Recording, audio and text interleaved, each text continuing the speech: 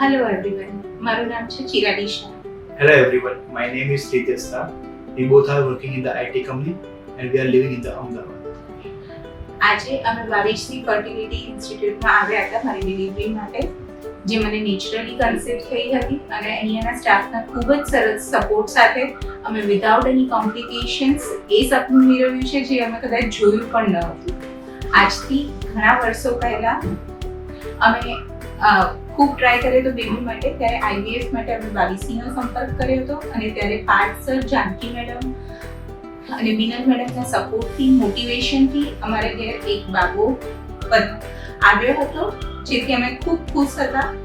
પણ ત્યારબાદ 2 વર્ષમાં અમે ફરી નેચરલી કન્સીવ કર્યું છે અને ડિલિવરી માટે અમે ફરી વાવિસીનો જ સંપર્ક કર્યો હતો.